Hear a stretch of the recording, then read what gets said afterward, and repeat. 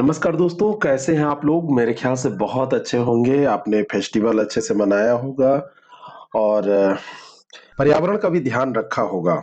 अभी खैर चल ही रहा है। आप लोग हमेशा स्वस्थ रहें, मस्त रहें, व्यस्त रहें। चलिए शुरू करते हैं एक मॉक टेस्ट और इसमें जीएस के प्रश्नों को हम देखेंगे। आरओ का ये जो मॉक टेस्ट है, ये बेहतरीन एक तरीका है आपकी तैयारी कराने का। एक प्रश्न हम डिस्कस करते हैं, उसके साथ 2-3 प्रश्न आपके तैयार होते हैं और आजकल का जो प्रश्न पत्र आ रहा है, उस लिहाज से ये बहुत अच्छी प्रैक्टिस है। तो आप लोग इसको अगर अच्छा लगता है तो लोगों तक पहुँचाएँ, नए हैं तो चैनल को सब्सक्राइब ज़रूर करें। पहला प्रश्न आपकी स्क्रीन पर है, उत्तर दीजिए। रोजगार की दृष्टि से उत्तर प्रदेश का सबसे बड़ा उद्योग कौन-सा है?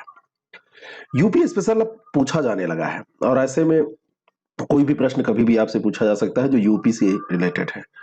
रोजगार की दृष्टि से अगर यूपी में आप बात करेंगे तो हैंडलूम उद्योग जो है वो सबसे बड़ा है ना? बी ऑप्शन इसका बिल्कुल करेक्ट हो जाएगा। कंफ्यूज मत होइएगा, सूती वस्त्र उद्योग नहीं, हैंडलूम। भारत में अगर आपसे पूछा जाएगा तो सूती मिलें जो है वो भारत स्तर पे रोजगार पर आपको देने में लोगों को वो स्थान रखती हैं, लेकिन यूपी में अगर आपसे पूछा जाएगा तो हथकरघा उद्योग हो जाएगा। विश्व में सर्वाधिक सकल भूमि क्षेत्रफल के प्रतिशत में वनाच्छादित क्षेत्र वाला देश कौन सा है? ऐसे प्रश्न भी आपसे पूछे जाते हैं और विश्व में जो 5 देश हैं शुरुआत के, अगर उनकी हम बात करें तो उसमें नंबर 1 आता है सूरीनाम का नाम, दूसरा आता है माइक्रोनेशिया का नाम, माइक्रोनेशिया का नाम सेकंड नंबर पर आता है, थर्ड पे गैबन का आता है, फिर सेशल्स का आता है, ये थर्ड पर है, फिर फोर्थ पे सेशल्स का आता है और फिर ये फिफ्थ पे प्लाऊ का आता है। इस तरीके से सूरीनाम में देखा जाए तो लगभग 98.3% यहाँ पर जो वनाच्छादित क्षेत्र है सकल भूमि का, वो सूरीनाम में है। ए ऑप्शन इसका बिल्कुल करेक्ट हो जाएगा। ऐसे प्रश्न जब आपसे पूछे जाते हैं तो जो भी ऑप्शन आपके दिए होते हैं उनको वहां से निकालने की कोशिश किया कीजिए। कई बार ऐसा होता है कि हमें याद रहता है कि फर्स्ट पे तो वो था, वो दूसरा क्वेश्चन होता है। यहाँ लिखा रहता है ना कि निम्नलिखित में से, या नहीं भी लिखा है तब भी आपको ये समझना है। तृप्ति एवं प्यास बुझाने नहीं, तृप्ति एवं प्यास के केंद्र मानव मस्तिष्क के निम्नलिखित में से किस भाग में अवस्थित होते हैं? आपको प्यास लगती है, कैसे पता चलता है? कोई कुछ इशारा करता है ना शरीर का, कुछ तो एक सिग्नल मिलता है आपको ना, कोई पार्ट आपको कहता है ना, तो आपको ये सेंस होने लगता है कि हमको पानी पीना चाहिए। भूख है, प्यास है, ताप नियंत्रण है, प्यार भी जो आपको आता है किसी के प्रति, घृणा का भाव किसी के प्रति आता है, इन सब का एक मस्तिष्क में एक स्थान है हाइपोथैलेमस। तो हाइपोथैलेमस जो है वो इसी भाग में, जो मस्तिष्क है, मस्तिष्क में ही अवस्थित होता है, मस्तिष्क के भाग में अवस्थित होता है। तो ये हाइपोथैलेमस ये सारी चीजों के लिए जिम्मेदार होता है। रक्तदाब, जल के उपापचय, गुस्सा, पसीना, ये सब भी इसके द्वारा नियंत्रित होते हैं। अंतःस्रावी ग्रंथियों में स्रावित होने वाले हार्मोन्स का नियंत्रण भी ये करता है। बी ऑप्शन इसका बिल्कुल करेक्ट है। मलेरिया से प्रभावित होने वाला अंग कौन सा है? मलेरिया जो होता है वो प्लाज्मोडियम नामक एक कोशिकीय प्रोटोजोआ से होता है। कभी भी आपसे पूछा जाए तो ये प्रोटोजोआ याद रखिएगा कि ये प्रोटोजोआ से होता है। और ये प्रोटोजोआ से मलेरिया जो होता है, इसका नाम भी मैंने आपको बताया कि ये प्लाज्मोडियम नाम है इसका। और इसकी जो वाहक होती है वो वास्तव में मादा एनाफिलीज जो मच्छर है वो होती है फीमेल एनाफिलीज। द्वितीयक पोषद ये होती है, उसकी सेकेंडरी होस्ट मानी जाती है। और ये जो जिस अंग को प्रभावित करती है वो आपसे पूछा जा रहा है, वो अंग है स्प्लीन, जिसको हिंदी में प्लीहा कहते हैं, तिल्ली जिसे कहते हैं। डी ऑप्शन इसका बिल्कुल करेक्ट हो जाएगा। और अगर इसका संक्रमण इसमें हो जाता है तो इसका आकार अगर इतना है तो ये बड़ा हो जाता है, बढ़ जाता है आकार। और इसमें एंटीबायोटिक दी जाती है, क्लोरोक्वीन, कॉमोक्सक्वीन, एटाविन, ये सब है दवाएं जो इसके उपचार में प्रयोग की जाती हैं। मधुमक्खी की औसत गति सामान्यतः क्या होती है? यूपीएससी की आप तैयारी कर रहे हैं, सबकी गति नापनी पड़ेगी, घोड़े की, हाथी की, मधुमक्खी की, आदमी की, गाड़ी की, सबकी। तो मधुमक्खी की औसत गति भी आपको जानना होगा। मधुमक्खी अगर आपसे पूछ लिया जाए कि ये किस वर्ग का प्राणी है तो ये वास्तव में कीट वर्ग का प्राणी होता है ना? और भोजन एकत्र करने के क्रम में ये इधर से उधर भ्रमण करता है।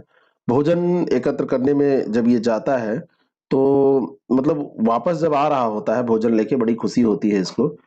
बड़ी तगड़ी स्पीड से ये चलता है, लगभग 17 किलोमीटर। अगर मील में पूछा जाए तो लगभग ये हो जाएगा 12 मील। तो 12 मील या लगभग 17 किलोमीटर प्रति घंटे की रफ्तार से महोदय उधर से जब भोजन वोजन लेके आते हैं तो कहते हैं जब अब तो बिल्कुल कॉन्फिडेंस में रहते हैं, जैसे आप किसी चीज की तलाश में जाए और आपको मिल जाए तो उधर से फुल स्पीड में आप आएंगे। ठीक है, प्रैक्टिस, और यही प्रैक्टिस जो है वो स्पीड इसकी बढ़ाती है। जब ये बच्चा मधुमक्खी होती है तो इतनी तेज नहीं दौड़ पाती है, इतनी तेज नहीं चल पाती है, इतनी तेज नहीं उड़ पाती है, लेकिन जब ये प्रैक्टिस करती है, ऐसे ही आप अगर प्रैक्टिस करना चाहते हैं तो प्रैक्टिस करने के लिए हमारे प्लेटफॉर्म पर आपके लिए टेस्ट सीरीज लॉन्च की गई है। बहुत बढ़िया ये क्वेश्चंस हैं, मैं अपने मुंह से क्या तारीफ करूं, जिन लोगों ने ज्वाइन किया उनसे पूछिए, आप ज्वाइन करके देखिए। बहुत ही सेलेक्टेड क्वेश्चन करंट अफेयर के साथ में, जनवरी से दिसंबर तक का पूरा करंट अफेयर भी आपको साथ में दिया जाएगा। जितने करंट अफेयर के वीडियो इधर डिस्कस किए जाएंगे उनका पीडीएफ भी दिया जाएगा, जो कि अलग होंगे बिल्कुल। और पढ़ के तो आपको जाना ही है जनवरी से दिसंबर तक, अगर उसको आप पढ़ के नहीं जाते हैं तो आप अपने पैर पे कुल्हाड़ी मार रहे हैं। क्वेश्चन जब आप पढ़ के जाते हैं तो क्वेश्चन डायरेक्ट भले ना मिले, हो ही जाते हैं। डेली इसमें एक टेस्ट होता है, अभी तक के 5 टेस्ट हुए हैं, लेकिन जो भी ज्वाइन करेगा उसको पूरे टेस्ट मिलेंगे। आप अंतिम दिन भी ज्वाइन करेंगे तो पूरे टेस्ट मिलेंगे, लेकिन प्रैक्टिस जरूर करिए। आजकल का जो परीक्षा का पैटर्न है वो प्रैक्टिस के हिसाब से ही उसको बनाया जा रहा है कि जो व्यक्ति प्रैक्टिस करेगा, जो बच्चा, वही पास कर पाएगा। आरओ यारो 2021 लिख के भेजिए 6307281212 पे, या फिर आईएएस प्रेप एकेडमी ऐप के जरिए इसको डायरेक्ट ज्वाइन करिए। टोटल टेस्ट 30 है, 15 जीएस के, 15 हिंदी के। डेली बेसिस पे आपको 1 से 30 नवंबर के बीच में दिए जा रहे हैं। 5 नवंबर को आज ज्वाइन करेंगे तब भी पूरे मिलेंगे, 10 को ज्वाइन करेंगे तब भी पूरे मिलेंगे। ऐप के through online unlimited time test आप दे पाएंगे, और पीडीएफ आपको एक्सप्लेनेशन के साथ और पेपर का अलग अलग दे दिया जाएगा। हिंदी इंग्लिश में अलग जीएस का दिया जाएगा, और हिंदी का हिंदी में ही रहेगा। किस भारतीय राज्य में हर साल बाली यात्रा महोत्सव आयोजित किया जाता है? बाली यात्रा जो शब्द है, ये बाली के लिए यात्रा, इस तरीके का इसका एक अर्थ है। और उड़ीसा के कटक नामक स्थान पे ये मनाया जाता है। बाली जो है इंडोनेशिया में है ना, और वहां से जो उड़ीसा के थे वो ट्रेड ट्रेड होता था, ट्रेडिंग लिंक थे, है ना, व्यापारिक एक संदर्भ में इसका महत्व है। तो ये उड़ीसा में मनाया जाता है, डी ऑप्शन इसका बिल्कुल करेक्ट है। निम्नलिखित में से कौन सा मंदिर समूह मिनी खजुराहो के नाम से जाना जाता है? मोस्ट इंपॉर्टेंट क्वेश्चन है ये। खजुराहो वैसे कहाँ है? मध्य प्रदेश में। मिनी खजुराहो अगर आपसे पूछ लिया जाए, जो हमारा पुरातत्व सर्वेक्षण विभाग है, आर्कोलॉजिकल सर्वे ऑफ इंडिया, तो उसके द्वारा ये जो स्थान है उनका संरक्षण किया जाता है। अभी एक जीर्णोद्धार का प्रयास किया जा रहा है, उसी जीर्णोद्धार के क्रम में ये प्रश्न यहाँ पर रखा गया है, करंट अफेयर में ये चर्चा में था। तो वो जो जीर्णोद्धार हो रहा है, 9वीं से 12वीं शताब्दी के मध्य महाराष्ट्र के गढ़चिरौली में एक मंदिर स्थित है, उसका नाम है मार्कंडेश्वर मंदिर। यही सी ऑप्शन इसका करेक्ट है। ये जो है मिनी खजुराहो के नाम से जाना जाता है। वर्तमान में ये जो मंदिर है, ये 24 मंदिर है। इनमें इनमें 24 में से 18 मंदिर जो है वो खंडहर हो चुके हैं, 6 जो है ये सही बचे हैं, बाकी 18 खंडहर हो चुके हैं। 2017 से इसके जीर्णोद्धार का कार्य चल रहा है, और इसको फिर से स्थापित करने का प्रयास कि ये थोड़ा सा नया कर दिया जाए और जाने लायक हो जाए, देखने लायक। निम्नलिखित में से कौन सी झील जम्मू कश्मीर में अवस्थित नहीं है? ये 4 झीलें आपको दी गई हैं, इसमें से कौन सी झील नहीं है? जैसे जब आपसे जम्मू कश्मीर का क्वेश्चन पूछा जाएगा तो थोड़ा आसपास देखिए, जैसे हरियाणा है, हरियाणा में भी झीलें हैं, लद्दाख है, वहां पे झीलें हैं। तो इन झीलों पर विचार करिए कि क्या कोई इसमें हरियाणा की तो नहीं दी है, या कोई अलग मतलब हिमाचल प्रदेश, सबसे इंपॉर्टेंट हिमाचल प्रदेश, वहां की तो झील कोई नहीं दी है। जैसे यहाँ पे जो नागिन झील है, पोंगोक्छो झील है, मानसबल झील है, इनमें से देखा जाए तो एक जो मच्छियाल झील है, मच्छियाल झील आपकी हिमाचल प्रदेश में स्थित है, हिमाचल प्रदेश, हरियाणा पे उतना नहीं, हिमाचल प्रदेश पे ध्यान दीजिए। ठीक है, तो ये कांगड़ा जिले में 3 प्राकृतिक झीलें हैं, उसमें डल झील एक है जो धर्मशाला के पास में पड़ती है, करेरी झील है दूसरी, और तीसरी एक मच्छियाल झील है। ये तीनों आपको मिल जाएंगी हिमाचल प्रदेश में। इनमें से नागिन, पोंगोक्छो और मानसबल ये आपकी कहाँ पे है? जम्मू कश्मीर में। तो इसका सही मच्छियाल उत्तर हो जाएगा डी। ऐसे प्रश्न आजकल आपसे पूछे जा रहे हैं, और ये जो टेस्ट सीरीज प्रोग्राम है इसमें घुमा फिरा के ऐसे प्रश्न आपके सामने जरूर रखे जाते हैं, जिससे कि आपका ऐसा रिवीजन होता रहे। निम्नलिखित कथनों पर विचार कीजिए। प्लाज्मोडियम नामक एक कोशिकीय प्रोटोजोआ जंतु के कारण मलेरिया रोग होता है। कभी कभी आपको पेपर में ऐसे क्वेश्चन भी मिलते हैं, अभी व्याख्या हमने किया है, और एक टॉपिक पे 2 क्वेश्चन मिल जाते हैं। पहला स्टेटमेंट आपको समझ में आ गया कि बिल्कुल सही है, और इसके जो प्रभावित करने वाला अंग जो है वो प्लीहा है। खैर इतना डायरेक्ट तो नहीं मिलेगा, लेकिन ऐसा तो मिल ही जाता है। तो दोनों ये सही है, एक रूप में रिपीट हो रहा है। सी ऑप्शन इसका बिल्कुल करेक्ट है। मौलिक कर्तव्यों के संदर्भ में सही कथन है या है? मौलिक कर्तव्य जो है वो क्या होते हैं? वो बाध्यकारी होते हैं, बाइंडिंग है वो। फंडामेंटल ड्यूटीज आर बाइंडिंग, क्या ये सही है? दूसरा है कि मौलिक कर्तव्य के हनन पर न्यायालय जाया जा सकता है, ये सेकंड स्टेटमेंट है, दूसरा कथन है। दोनों पर आप विचार कीजिए। मौलिक कर्तव्य, फंडामेंटल जो ड्यूटीज हैं, क्या ये बाध्यकारी हैं? आपको मौलिक कर्तव्य करने के लिए बाध्य किया जाता है? आप अपने को, खुद को रखिए क्वेश्चन में और देखिए अपने पर अप्लाई करके, क्या आप ऐसा कुछ करते हैं जैसा इसमें दिया है? तो पाएंगे नहीं। और इसके हनन पर आप न्यायालय भी नहीं जा सकते, तो ये भी गलत है। दोनों यहां पर गलत है। डी ऑप्शन इसका बिल्कुल करेक्ट हो जाएगा। निम्नलिखित में से किसका संबंध राजा राममोहन राय से था? संबंध पूछा जा रहा है, यानी कि इससे रिलेटेड थे कि नहीं थे, आप इतना चेक करिए। आत्मीय सभा है, ब्रह्म समाज है और ब्रह्मोपड़ है। आत्मीय सभा की स्थापना अगर बात की जाए तो 1814 में हुई थी। ब्रह्म समाज की स्थापना 1828 में हुई थी। ये जो दो संस्थाएं हैं, ये पता है कि राजा राम मोहन राय से ये रिलेटेड है, आपने नाम भी सुना होगा ये दोनों। और ब्रह्मोपड़ जो है, ब्रह्मोपड़ का संबंध इनसे नहीं था। राजा राम मोहन राय को भारतीय पुनर्जागरण का अग्रदूत भी कहा जाता है। आधुनिक भारत का जनक भी इनको कहा जाता है ना? और फादर ऑफ मॉडर्न इंडिया इनको कहा जाता है। पुनर्जागरण, जो धार्मिक पुनर्जागरण हुआ उसमें इनका विशेष स्थान है। पहला, दूसरा, बी ऑप्शन इसका बिल्कुल करेक्ट हो जाएगा। ठीक है, अगला जो प्रश्न है इसके बारे में बात करते हैं। निम्नलिखित कथनों पर विचार कीजिए। एकता व्यवस्था के अंतर्गत सभी सैनिकों व गैर सैनिक अधिकारियों को नगद वेतन प्रदान किया जाता था, पहला स्टेटमेंट। और दूसरा है कि इल्तुतमिश ने तांगे के टका तथा चांदी के जीतल का प्रचलन किया। इल्तुतमिश का नाम आपसे पूछा जाता है कि एकता व्यवस्था की शुरुआत किसने की, तो आप याद रखिए कि ये इल्तुतमिश ने शुरू किया था। सभी सैनिकों और गैर सैनिक अधिकारियों को नगद वेतन के बदले भूमि प्रदान करने की व्यवस्था ये थी। यहां पर दिया है नगद वेतन, तो ये गलत हो जाएगा। भूमि दिया जाता था, एकता दी जाती थी। एकता का अर्थ ही होता है, जो एकता ये अर्थ है इसका है लैंड, भूमि ही इसका अर्थ ही होता है। इल्तुतमिश ने तांबे के टका, एकता व्यवस्था तो आप याद ही रखिए चांदी का टका हुआ करता था, और जो जीतल है ये तांबे का हुआ करता था। ये भी उल्टा लिखा हुआ है, तो ये भी गलत हो जाएगा। डी ऑप्शन इसका बिल्कुल करेक्ट हो जाएगा। जो टके उसने बनवाए, तो टकों पर टकसाल का नाम लिखने की परंपरा भारत में प्रचलित करने का श्रेय जो है वो भी इल्तुतमिश को ही जाता है, जो उसमें टकसाल का नाम लिखा हो।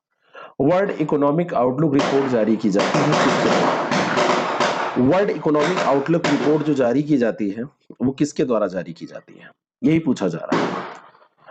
आईएमएफ का नाम आपने सुना है? International monetary fund, IMF. IMF जो है वो इसको जारी करता है, अंतरराष्ट्रीय मुद्रा कोष को। उत्तर दीजिएगा, आईएमएफ की स्थापना कब हुई? तो ऐसे लिखिएगा, आईएमएफ एस्टेब्लिश्ड कब हुआ? तो ऐसे लिख के तो बताइएगा कि आईएमएफ की स्थापना। आप लोग डायरेक्ट लिख देते हैं तो दूसरे लोग उसका लाभ नहीं उठा पाते। काम वो करिए कि आपको भी लाभ हो, दूसरे को भी हो। आप सोचते हैं कि दूसरे को पता चल जाएगा तो आपकी जो फाइट है वो बढ़ जाएगी, ऐसा कुछ नहीं है। आपने उसको दूसरों को दे दिया ना, आपका ज्ञान और बढ़ गया। सी ऑप्शन इसका बिल्कुल करेक्ट है। मूल्यह्रास की राशि को समायोजित करने के बाद जीडीपी की गणना की जाती है, तो ऐसे जीडीपी को क्या कहा जाता है? मूल्यह्रास जो है उसको अगर आप निकाल दें, टूट फूट भी इसको कहते हैं, है ना? अगर आप इसको निकाल देते हैं तो जो बचता है उसको क्या कहा जाता है? तो इसका नाम क्या होता है, इसके लिए वर्ड क्या होता है, यही आपसे पूछा जा रहा है। तो इसको कहते हैं निवल घरेलू उत्पाद। क्या कहते हैं? निवल घरेलू उत्पाद, नेट डोमेस्टिक प्रोडक्ट इसको कहते हैं। इधर देखिए लिखा हुआ है, सी ऑप्शन इसका बिल्कुल करेक्ट है। मूल्यह्रास की राशि को जब आप समायोजित कर देंगे और उसके बाद जीडीपी की गणना करेंगे तो इसी को एनडीपी के नाम से जाना जाता है, नेट डोमेस्टिक प्रोडक्ट के नाम से जाना जाता है। C option. अगला जो प्रश्न है, निम्नलिखित कथनों पर विचार कीजिए। प्रत्येक भूकंपीय क्रिया के साथ ज्वालामुखी क्रिया भी होती है। क्या निश्चित है, बिल्कुल पक्का है कि जब जब भूकंप आएंगे तो ज्वालामुखी आएगा ही? और ज्वालामुखी तथा भूकंप की क्रिया एक दूसरे से अंतर संबंधित है। अंतर संबंधित तो है, इसमें कोई दो राय नहीं। पहला स्टेटमेंट ये गलत है, क्योंकि प्रत्येक भूकंप क्रिया के साथ ज्वालामुखी नहीं, प्रत्येक ज्वालामुखी क्रिया के साथ थोड़ा बहुत भूकंप के झटके अगर कहा जाए तो सही है। सामान्यतः भूकंप उत्पन्न हो जाता है। लेकिन अगर प्रत्येक भूकंपीय क्रिया के साथ ज्वालामुखी, नेपाल वाला जब भूकंप आया था तो क्या उसमें ज्वालामुखी भी आया था आपके पास? बिल्कुल अभी जल्दी की बात है, तो ऐसा नहीं है। लेकिन जब ज्वालामुखिता होती है तो भूकंपीय क्रिया नॉर्मली होती है, सामान्यतः ऐसा होता है। बी ऑप्शन इसका बिल्कुल करेक्ट है। निम्नलिखित कथनों पर विचार कीजिए। कार्ल लैंडस्टीनर ने रुधिर वर्ग का पता लगाया था। और दूसरा है कि स्वायत्त रक्त कण में पाई जाने वाली ग्लाइकोप्रोटीन एंटीजन है, इसके कारण ही मनुष्यों में रक्तों में भिन्नता पाई जाती है। इसके कारण ही जो ह्यूमन ब्लड है उसमें जो आप डिफरेंशिएट कर सकते हैं उसको इसी के कारण कर सकते हैं।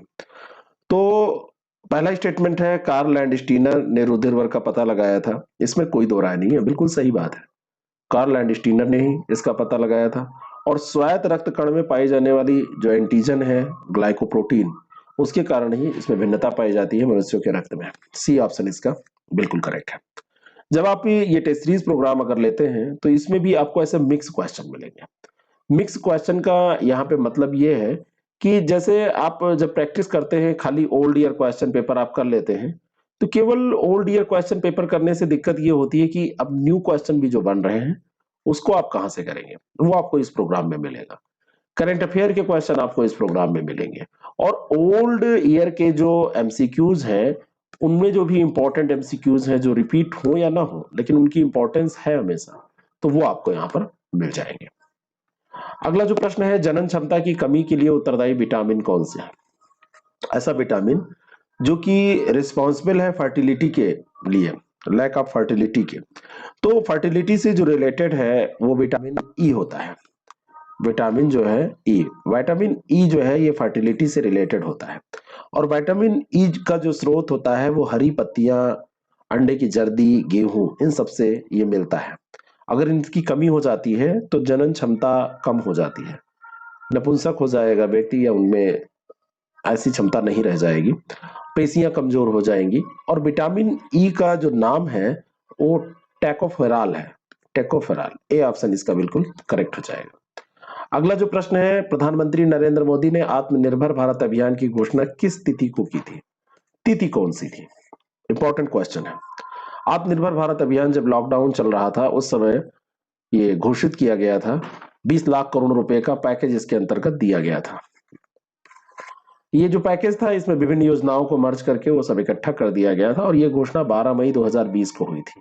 भाइयों बहनों, जब भी वो मन की बात करने कुछ आते हैं ना तो कुछ ऐसा करते हैं। हृदय की मांसपेशियों को रक्त पहुंचाने वाली वाहिनी का नाम क्या है? कौन सी वाहिनी से हृदय की जो मांसपेशियां हैं, हार्ट मसल हैं, उनको क्या कहा जाता है, जिनसे रक्त पहुंचता है, ब्लड सर्कुलेट होता है? हृदय जो है वो सिराओं द्वारा रक्त को ग्रहण करता है और धमनियों के द्वारा रुधिर को शरीर के विभिन्न भागों में भेजता है। तो आप जैसा ये दिल बनाते हैं ऐसा दिल नहीं, मान लीजिए यही वाला है, तो ये जो प्राप्त कर रहा है जिससे कि रक्त इसमें आ रहा है और एक से निकलेगा, मान लीजिए दूसरा, ये जो तीर बनाते हैं ये कुछ तीर ऐसे बना देते होंगे लेकिन ऐसा होता होता नहीं है दिल में। ये तो वही वाली है ना कि जानलेवा तीर होती है, बिल्कुल। तो हृदय सिराओं द्वारा रक्त को ग्रहण करता है, तो ये हो गई सिरा जिससे कि ग्रहण कर रहा है। और दूसरा जो है धमनी के द्वारा इसको बाहर करता है, ये धमनी हो गई। तो हृदय की मांसपेशियों को जो रक्त पहुंचाने वाली वाहिनी है उसको कोरोनरी, यहां से निकला तो उसको कोरोनरी धमनी कहते हैं। ये एक अपवाद है ना। और इसमें किसी प्रकार की अगर रुकावट होती है तो इसी में क्या होता है, हृदयाघात हो जाता है ना, हार्ट फेल हो जाता है। और हृदय के संकुचन और शिथिलन को सम्मिलित रूप से हृदय की धड़कन कहते हैं, है ना। आप जब बात करते हैं कि आपका हृदय धड़क रहा है तो कहने का मतलब वो संकुचित हो रहा है, शिथिलित हो रहा है। और एक स्वस्थ मनुष्य में लगभग 72 बार ये धड़कता है। जब आप कोई मेहनत करेंगे तो 180 बार, और जब कोई छोटा बच्चा भ्रूणावस्था होती है तो 150 बार धड़कता है। अब हृदय की मांसपेशियों को रक्त पहुंचाने वाली, वैसे तो हृदय सिराओं द्वारा रक्त को ग्रहण कर सिराओं द्वारा रक्त ग्रहण करेगा, धमनियों द्वारा रुधिर को बाहर करेगा, लेकिन एक ये अपवाद है कि इसको धमनी कहते हैं। और इससे क्या करता है, हृदय की मांसपेशियों को रक्त पहुंचाने वाली जो मतलब रक्त पहुंचाया जाता है, ऐसा आप कहिए, तो ये होता है कोरोनरी धमनी। सी ऑप्शन इसका करेक्ट है। उत्तर प्रदेश का कौन सा क्षेत्र 1857 की क्रांति से सबसे अधिक प्रभावित हुआ? 1857 की जब क्रांति हुई तो अलीगढ़, बरेली, लखनऊ, कानपुर, इलाहाबाद, जिसको प्रयागराज के नाम से जाना जाता है, तो यहाँ पर विद्रोह हुए थे। जमींदारों ने वहां अपनी सरकारें भी स्थापित की थी। तो इसमें आप देखें तो अवध और बुंदेलखंड का जो क्षेत्र था, ये काफी ज्यादा प्रभावित हुआ था। निम्नलिखित कथनों पर विचार करें। 9 अगस्त 1927 को काकोरी कांड की घटना घटी। और दूसरा है कि काकोरी षड्यंत्र केस में जवाहरलाल को कारावास की सजा हुई। जवाहरलाल नेहरू की बात हो रही है, कभी कभी ऐसी लैंग्वेज भी आपको मिलेगी। तो उत्तर प्रदेश में लखनऊ के निकट जब धन लूटा गया था, काकोरी कांड जो हुआ था वो 1927 में नहीं हुआ था। 9 अगस्त की डेट सही दी है, ये 1925 में हुआ था। अभी ये इसलिए पूछा जा सकता है क्योंकि इसका नाम अभी बदला गया है। काकोरी कांड की जगह पे इसको क्या कहा गया है वो आपको कमेंट करना है। करंट में हमने डिस्कस भी किया था। काकोरी संयंत्र केस में जवाहरलाल नेहरू को नहीं, इसमें राम प्रसाद बिस्मिल, अशफाक उल्ला खां और रोशन सिंह, इनको फांसी दी गई थी। और एक इसमें राम प्रसाद खन्नी थे और मनमत नाथ गुप्त थे, इनको कारावास हुआ था। तो दूसरा गलत है और पहला भी गलत है। तो इस तरीके से इसमें डी ऑप्शन हो जाएगा, इनमें से कोई नहीं। अगला जो प्रश्न है, देवीपाटन मेला उत्तर प्रदेश की किस जिले में लगता है? यूपी स्पेशल का ये प्रश्न है। देवीपाटन जो है वो तुलसीपुर एक स्थान पड़ता है, तुलसीपुर में पड़ता है, तुलसीपुर के पास में है। और तुलसीपुर जो है ये डिस्ट्रिक्ट अगर देखें तो ये बलरामपुर में है। बी ऑप्शन इसका बिल्कुल करेक्ट हो जाएगा। मुख्यालय से आप देखेंगे तो लगभग 25 किलोमीटर के आसपास ये पड़ेगा। 51 जो शक्तिपीठ है माँ दुर्गा की, उनमें से एक ये माना जाता है। नवरात्रि के समय यहाँ पर बहुत भीड़ भाड़ होती है, मेला लगता है। निम्नलिखित में से कौन सा एक गलत है? मूल कर्तव्य मौलिक अधिकारों का हिस्सा है। दूसरा है मूल कर्तव्य मौलिक अधिकारों का भाग नहीं है। भारतीय संविधान के भाग 4 का में मौलिक कर्तव्य गिनाए गए हैं। और 51 ए जो अनुच्छेद है प्रत्येक भारतीय नागरिक के मौलिक कर्तव्यों की व्याख्या करता है। कौन सा एक गलत है आपसे पूछा जा रहा है। तो इसमें आप मौलिक जो अधिकार है और मौलिक कर्तव्य, इन दोनों का जो संबंध दिया है कि मूल कर्तव्य मौलिक अधिकारों का हिस्सा है, तो मौलिक अधिकार भाग 3 में है, अनुच्छेद 12 से 35 तक। तो ये मौलिक अधिकारों का हिस्सा नहीं है मौलिक कर्तव्य। पहला ये गलत दिया हुआ है, ए ऑप्शन इसका करेक्ट है। अलग अलग दोनों की व्याख्या मतलब जिक्र किया गया है संविधान में। निम्नलिखित तथ्यों पर विचार करें। देश के पहले विधि आयोग का गठन 1975 में किया गया था। दूसरा है कि भारतीय विधि आयोग एक संवैधानिक निकाय है। अब दोनों चीजें आप देखिए, जब भारत में विधि आयोग गठित किया गया तो क्या जब संविधान बना था तब इसकी व्यवस्था हुई थी? भारत सरकार के एक आदेश पारित किया गया था और उसी आदेश से गठित करके ये कार्यकारी जो निकाय है इसको बना दिया गया था। कानूनी सुधारों के लिए कार्य करना इसका मुख्य कार्य था। सदस्य जो होते हैं इसके कानूनविद लोग होते हैं, कानून के विशेषज्ञ होते हैं। पहला जो विधि आयोग है ये 1955 की बात है, 1955 में बना था। और ये संवैधानिक तो नहीं होगा क्योंकि मैंने बताया आपको कि एक भारत सरकार ने आदेश जारी किया और उसे संगठित कर दिया गया। ठीक है, तो ये ध्यान रखना है। 3 साल का इसका प्रत्येक का कार्यकाल होता है और 21 से अधिक अभी तक विधि आयोग गठित किए जा चुके हैं। तो दोनों गलत हैं, यहाँ पर डी ऑप्शन करेक्ट हो जाएगा। सुर सरोवर कीथम पक्षी अभयारण्य अवस्थित है कहाँ पर? लखनऊ, आगरा, नोएडा, कहाँ पर स्थित है?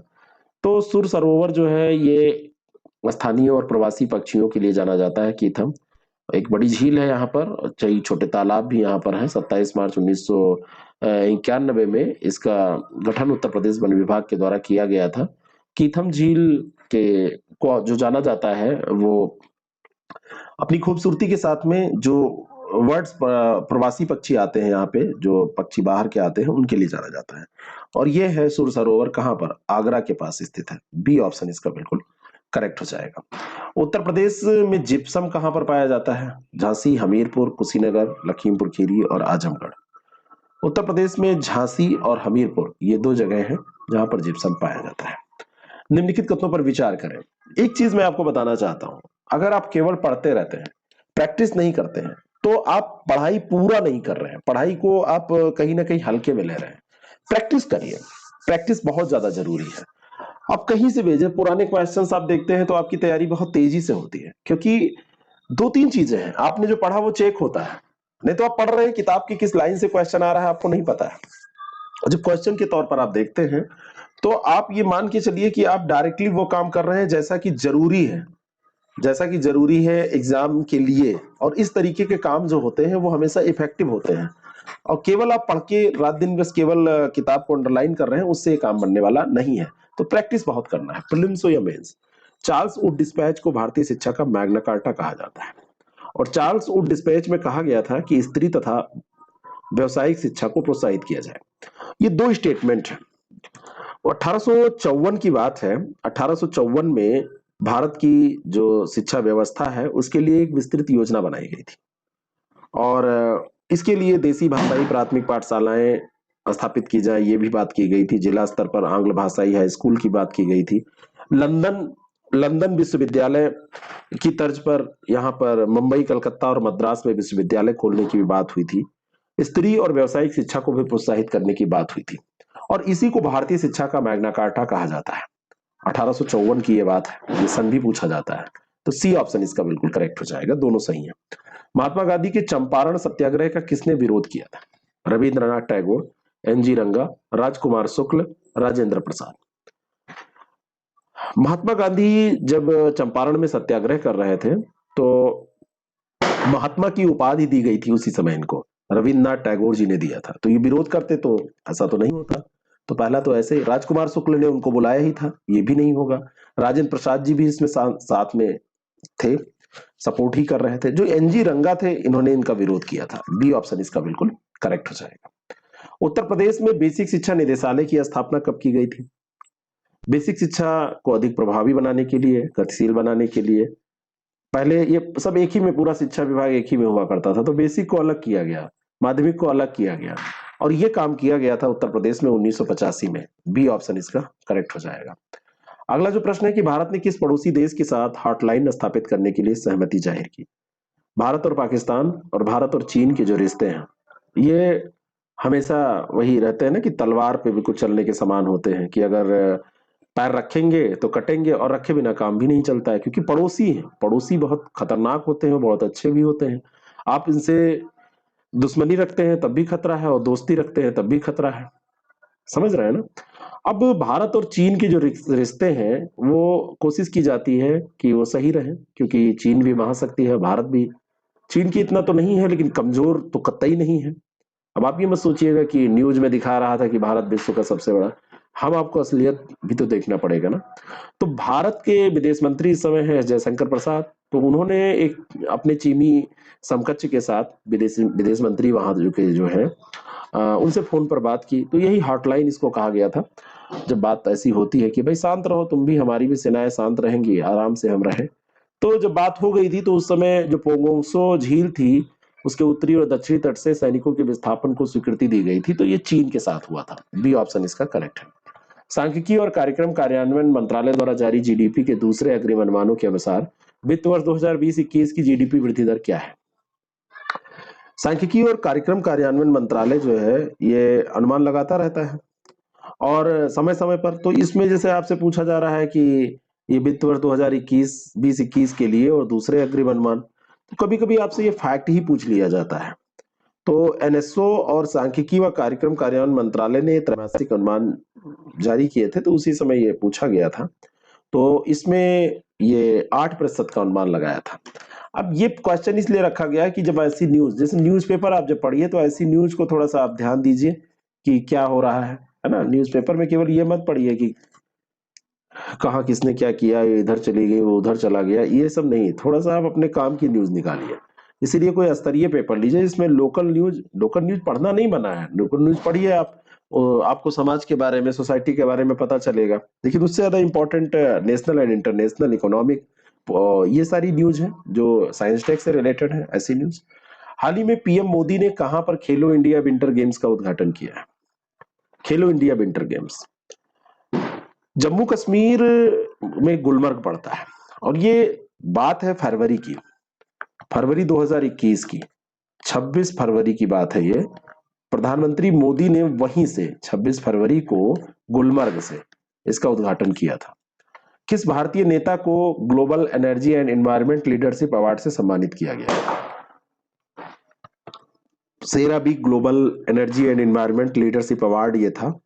अंतर्राष्ट्रीय स्तर का एक सम्मेलन है ये, जिसमें ऊर्जा उद्योग के जो लीडर्स होते हैं, जो पॉलिसी मेकर्स होते हैं, जो उसके जानकार होते हैं, जो विशेषज्ञ होते हैं, एक्सपर्ट्स होते हैं उनको सम्मानित किया जाता है ना, उनको मतलब एक मंच पे लाया जाता है। अब इन सब के जानकार तो आप समझ ही रहे हैं नरेंद्र मोदी जी हैं, तो उन्हीं को सम्मानित किया गया। कहने का मतलब अब जो लीड कर रहा है वही हो जाएगा। तो अभी सोलर वाला जो पूरा चल रहा है इंटरनेशनल सोलर मिशन, तो उसमें मोदी जी का काफी योगदान है। अगला जो प्रश्न है, शून्य भेदभाव दिवस के बारे में कौन सा कथन सत्य नहीं है? 1 मार्च को विश्व स्तर पर शून्य भेदभाव दिवस मनाया जाता है। दूसरा है कि शून्य भेदभाव दिवस का उद्देश्य महिलाओं के अधिकारों की रक्षा करना है। दूसरा है कि शून्य भेदभाव दिवस विश्व स्वास्थ्य संगठन के द्वारा मनाया जाता है। और अंतिम है कि 2014 में पहली बार ये मनाया गया था। 1 मार्च को तो ये मनाया जाता है, इस पर कोई दो राय नहीं, ठीक है। लेकिन इसका जो उद्देश्य है, ये महिलाओं के अधिकारों की रक्षा करना नहीं है। महिलाओं के अधिकारों की सॉरी महिलाओं का के अधिकारों की रक्षा करना, ये तो ठीक है। ये विश्व स्वास्थ्य संगठन जो दिया है, विश्व स्वास्थ्य संगठन के द्वारा ये नहीं मनाया जाता है। ये जो दिवस है, ये किसके द्वारा मनाया जाता है? ये संयुक्त राष्ट्र के द्वारा मनाया जाता है।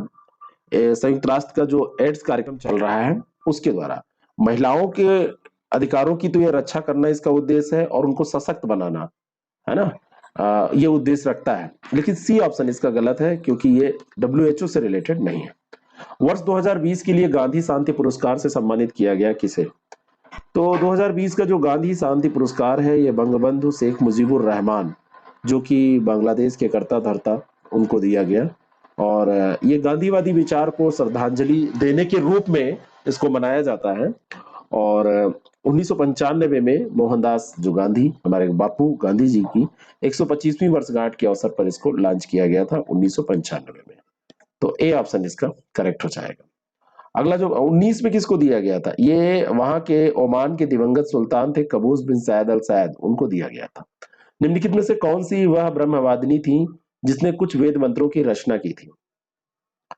वैदिक साहित्य में बहुत सारी विदुषियों का नाम आपको मिलता है। अपाला है, घोषा है, विश्वेश्वरा है, लोपामुद्रा है। लोपामुद्रा जो थी, ये अगस्त ऋषि की पत्नी थी। प्राचीन भारत में आप देखेंगे तो एक नारी दार्शनिक थी, और वे महर्षि अगस्त की पत्नी थी, ये ध्यान रखिएगा। और इन्होंने सृष्टि की, मतलब वो महर्षि अगस्त की पत्नी थी जिनकी सृष्टि उन्होंने स्वयं की थी, ये भी ध्यान रखिएगा। कहने का मतलब महर्षि अगस्त ने जैसी पत्नी उनको चाहिए थी वैसी पत्नी खुद निर्मित की थी, वैसी पत्नी खुद उन्होंने बनाई थी। तो अब उन्होंने ही माना जाता है कि कुछ वेद मंत्रों की भी रचना की थी। बी ऑप्शन इसका बिल्कुल करेक्ट है।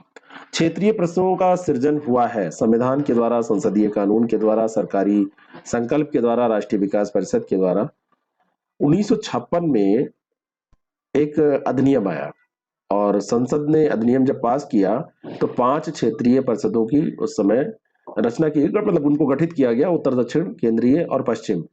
बाद में उत्तर, दक्षिण, पूरा, पश्चिम और केंद्रीय ये हो गए। बाद में क्या हुआ 1971 में, पहली तो बात 1956 की है, 1956 में 5 कर दिए गए, 5 में एक सेंटर में, बाकी ईस्ट, वेस्ट, नॉर्थ, साउथ ये हो गए। 1971 में एक और क्षेत्रीय परिषद गठित की गई, छठी क्षेत्रीय परिषद। और ये छठी परिषद कौन सी थी, जरा इसको कमेंट करके बताना। और प्रत्येक, अगर आपसे पूछ लिया जाए क्षेत्रीय परिषद है, इसके अध्यक्ष कौन होते हैं, तो इसके अध्यक्ष जो होते हैं वो होम मिनिस्टर होते हैं, गृह मंत्री। तो एक संसदीय कानून के द्वारा इसको बनाया गया था। बी ऑप्शन इसका करेक्ट है। अगला जो प्रश्न है, ई रूपी डिजिटल भुगतान समाधान क्या है? मुद्रा का भंडार है, या एक ई वाउचर आधारित भुगतान समाधान है, या फिर बिजली भुगतान का साधन है, या सॉफ्ट करेंसी है, सुलभ मुद्रा है? सरकार और लाभार्थी के बीच में संपर्क को सीमित किया जाए, ये प्रयास, ये पहल, और इसी के तहत ई रूपी एक मुफ्त भुगतान तंत्र को लॉन्च किया गया। कार्ड, डिजिटल भुगतान ऐप या इंटरनेट बैंकिंग एक्सेस का उपयोग किए बिना बाउचर को भुनाने की अनुमति इसके अंतर्गत, यानी कि वैसे ही हो जाएगा। बी ऑप्शन इसका बिल्कुल करेक्ट हो जाएगा। आयुष्मान भारत हो या जन आरोग्य योजना हो, उर्वरक सब्सिडी हो, टीबी उन्मूलन कार्यक्रम, इनमें लाभार्थियों को इसी के तहत लाभ प्रदान किया जाए। आईटी अधिनियम की धारा 66A क्या है? सूचना की जांच, आपत्तिजनक संदेश भेजने पर सजा, अपराधियों पर निगरानी, क्या है ये? तो आईटी अधिनियम की धारा 66A जो है, अभी क्या हुआ था, एक मामला हुआ था सुप्रीम कोर्ट के द्वारा 6 साल पहले रद्द किया गया था, जो ये कानून इसके ये। तो इसमें 5 जुलाई को मामला ये हुआ कि पुलिस द्वारा 66A के तहत मामला दर्ज कर लिया गया। और ये जब मुद्दा फिर से सामने आया तो इसमें भाई मुद्दा तो उठना ही था कि जिसको सुप्रीम कोर्ट माननीय उच्चतम न्यायालय रद्द कर चुका है, आईटी अधिनियम की धारा 66A, तो उसको आप ये ऐसा क्यों कर रहे हैं? कंप्यूटर या किसी अन्य संचार उपकरण जैसे मोबाइल है, फोन है, टैबलेट है, इससे अगर कोई आपत्तिजनक संदेश भेजता है तो उसको सजा, इसमें प्रावधान किया गया है कि सजा दी जाएगी, कम से कम अधिकतम 3 साल की सजा और जुर्माने की बात की गई है। तो ये आपत्तिजनक संदेश भेजने पर सजा से संबंधित है। बी ऑप्शन करेक्ट है। हाल ही में अनिवार्य रक्षा सेवा विधेयक 2021 लोकसभा द्वारा पारित किया गया। इसका उद्देश्य सरकारी स्वामित्व वाले आयुध कारखानों के कर्मचारियों द्वारा हड़ताल करने पर रोक लगाना है। पहला स्टेटमेंट जो है कि अनिवार्य रक्षा विधेयक 2021 में पेश किया गया, पहले इसको चेक करिए, तो लोकसभा के द्वारा इसको पारित किया गया था, अभी ये चर्चा में आया था। आयुध कारखानों के कर्मचारी हड़ताल पे चले जाते थे तो उस पर रोक लगाना इसका उद्देश्य था। और ये जो है अनिवार्य रक्षा सेवाओं के रूप में सरकार को जो सेवाएं थी उनको परिभाषित करने की, मतलब उनको परिभाषित किया सरकार ने। अनिवार्य रक्षा सेवाओं में संलग्न किसी भी औद्योगिक प्रतिष्ठान या जो इकाई है उसमें हड़ताल और तालाबंदी पर प्रतिबंध लगा दिया गया जिससे कि सप्लाई प्रभावित ना हो। तो ये दोनों बातें ये सही है, सी ऑप्शन इसका बिल्कुल करेक्ट हो जाएगा। विमान उड़ाने वाली पहली भारतीय महिला कौन थी? पहली भारतीय महिला की बात हो रही है। डूडल अक्सर बनाता रहता है गूगल। अभी 107वीं जयंती थी एक भारतीय महिला की, उनकी डूडल के द्वारा उनका डूडल बनाया गया और उनको सम्मानित किया गया, गूगल ने किया। तो 8 अगस्त 1914 में ब्रिटिश भारत जब था तो उस समय दिल्ली में इनका जन्म हुआ था। बाद में जब बंटवारा हुआ तो ये पाकिस्तान चली गई थी। इनका नाम था सरला ठुकराल और ये विमान उड़ाने वाली पहली भारतीय महिला थी। बी ऑप्शन इसका बिल्कुल करेक्ट है।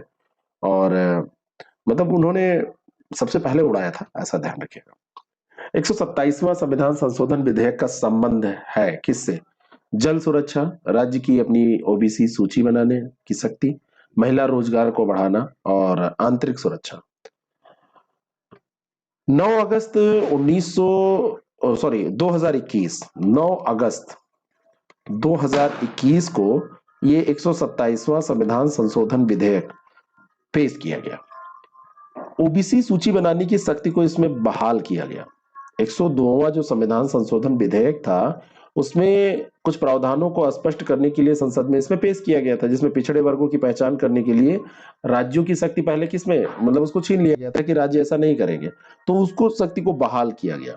अनुच्छेद 15(4), अनुच्छेद 15(5) और 16(4) राज्य सरकार को सामाजिक और शैक्षणिक रूप से जो पिछड़े वर्ग की सूची है उसको घोषित करने, उसकी पहचान करने की पावर देते हैं, शक्ति देते हैं। इसी से ये रिलेटेड था। ठीक है, तो ये ध्यान रखिएगा।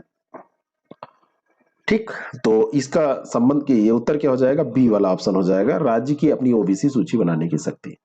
केंद्र और राज्य सरकारों और निजी क्षेत्र की इकाइयों के विभागीय उपक्रमों और सार्वजनिक क्षेत्र के उपक्रमों में कार्यरत कितने श्रमिकों को प्रधानमंत्री श्रम पुरस्कार से सम्मानित किया जाएगा? इंपॉर्टेंट क्वेश्चन है। और 12 अगस्त का, ये अगस्त का करंट अफेयर है, 12 अगस्त 2021 की बात है। ये भारत सरकार ने 2018 के लिए प्रधानमंत्री श्रम पुरस्कार की घोषणा की थी।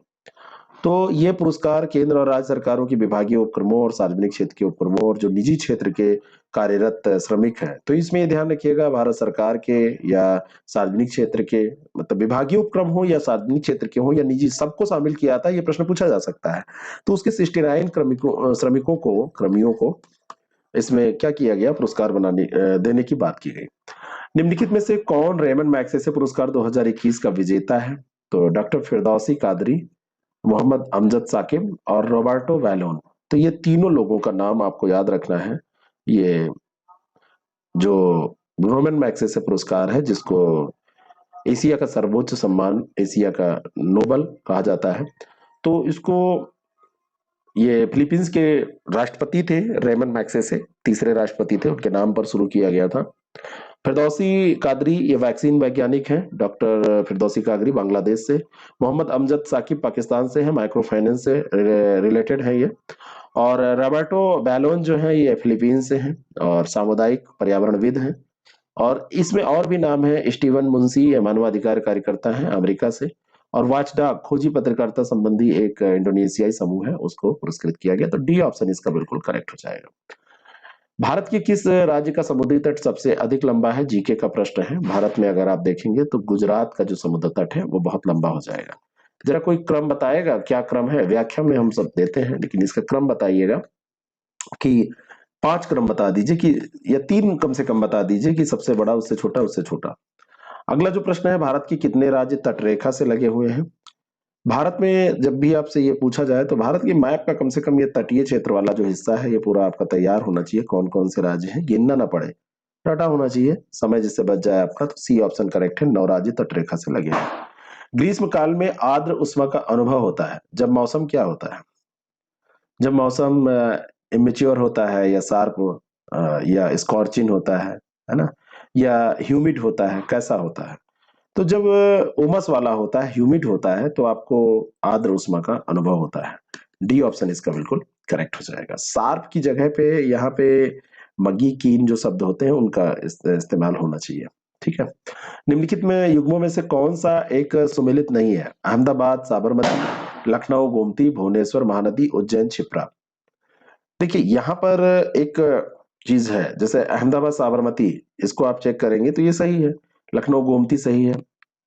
सुल्तानपुर भी अगर दे दिया जाए तो सुल्तानपुर भी आपका कहाँ है?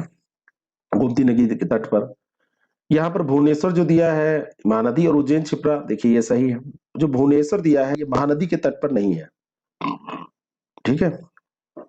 और भुवनेश्वर जो है ये महानदी के तट पे नहीं है, तो किस नदी के तट पर है ये भी जरा सा बताइएगा। सी ऑप्शन इसका बिल्कुल करेक्ट है। अगर आपसे पूछ लिया जाए कि भुवनेश्वर किस नदी के तट पर है, ये इस प्रश्न का उत्तर भी आप तैयार रखिए, क्योंकि जैसे जब चर्चा में रहते हैं तो आपसे पूछे जाते हैं, है ना। तो चर्चा में अगर है कहीं तो आपसे पूछ लिया जाएगा, या कभी कभी ऐसी आपकी आदत होती है तो आप सारे ऐसे शहर भी देख लेते हैं जो चर्चा में थोड़े बहुत भी रहे हैं, है ना। तो आप उसको आसानी से बता सकते हैं, तो आप ऐसी आदतें डालिए। भुवनेश्वर जो नदी है, भुवनेश्वर जो शहर है वो किस नदी के तट पे है? तो ये ध्यान रखिएगा कि ये एक है कुआखाई नदी, तो कुआखाई नदी के तट पर ये पड़ता है। ठीक है, ईस्टर्न पार्ट में वहां पर। और बहार एक प्रसिद्ध प्रजाति है, ये प्रश्न पहले भी पूछा जा चुका है।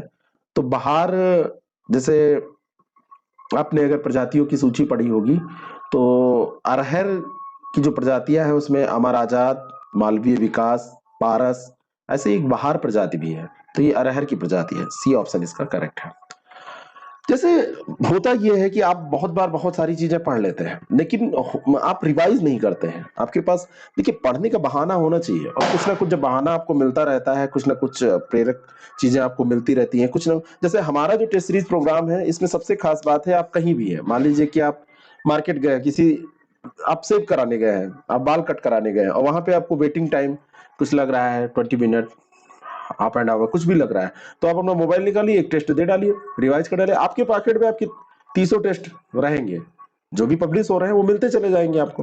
तो आप उससे पढ़ सकते हैं आसानी से, और आपका स्कोर भी वहीं पता चल जाएगा। तो समय बचाने की जरूरत है, स्मार्टली अध्ययन, और ऐसे ही समय बचाने के लिए आप इसका उपयोग कर सकते हैं। जो अपना प्रोग्राम है इसका उपयोग आप कर सकते हैं। 6307281212 पर आप मैसेज करिए। अगला जो प्रश्न है, दोनों सूचियों को मिला देना है। नवाबगंज पश्चिम बिहार, गोंडा ओखला पश्चिम बिहार, समस्तपुर पश्चिम बिहार, पार्वती अरंगा पश्चिम बिहार, इधर गोंडा उन्नाव गाजियाबाद रायबरेली दिया है, मिला दीजिए। नवाबगंज पश्चिम बिहार जो है वो उन्नाव में है, ये 2 का ए हो जाएगा। और ओखला पश्चिम बिहार जो है ये गाजियाबाद में है, ये बी का 3 हो जाएगा। समस्तपुर पश्चिम बिहार जो है ये रायबरेली में है, तो सी का 4 हो जाएगा। पार्वती अरंगा गोंडा में है, तो 2 3 4 1, 2 3 4 1, बी ऑप्शन इसका बिल्कुल करेक्ट हो जाएगा। ये आपको कार्यक्रम कैसा लगा जरूर बताएं। अगर अच्छा लगा तो उन लोगों तक पहुंचाएं जिनको इसकी जरूरत है, और पॉपुलर करें इसको, जिससे कि हम आगे इसको चला सके। आपको ऐसे ही कार्यक्रम से अगर जुड़े रहना है तो आप हमारे चैनल को सब्सक्राइब करें। हिंदी का अगला टेस्ट हम पब्लिश करेंगे, एक जीएस एक हिंदी ऐसे चल रहा है, और जल्द ही हम इसका टाइम भी निश्चित कर देंगे, जिससे कि आप लोगों को रेगुलर प्रैक्टिस सेट मिलता रहे। बाकी आपको प्रैक्टिस करना है तो आप इस टेस्ट सीरीज प्रोग्राम का लाभ उठा सकते हैं। Thank you so much.